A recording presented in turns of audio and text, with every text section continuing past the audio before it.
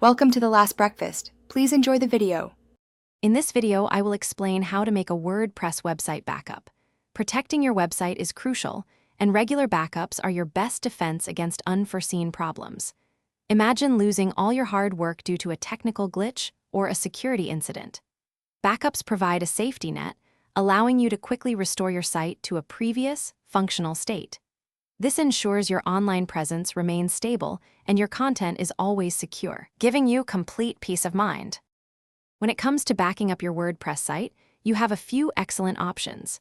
Many users prefer the simplicity of a dedicated backup plugin, which automates the entire process.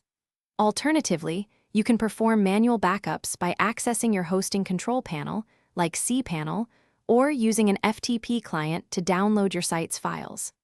Some hosting providers also offer their own backup solutions, which can serve as a convenient extra layer of protection for your valuable data. Let's walk through using a popular backup plugin. First, install and activate a well-regarded plugin like Updraft Plus. Next, navigate to its settings and ensure you select all critical components for backup, including your database, themes, plugins, and uploaded media. Crucially, schedule regular automatic backups to a secure remote location, such as Google Drive or Dropbox. Finally, always download at least one full backup copy to your local computer. This provides an extra layer of security for your entire website. For manual backups, begin by exporting your WordPress database using phpMyAdmin, typically found in your cPanel. Then, use an FTP client to download all your website files, paying special attention to the WP content folder, which holds your themes, plugins, and uploads.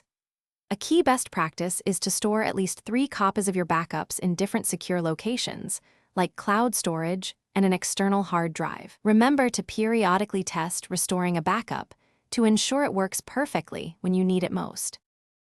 Thanks for watching. If this was helpful, leave a like and consider subscribing. See you next time.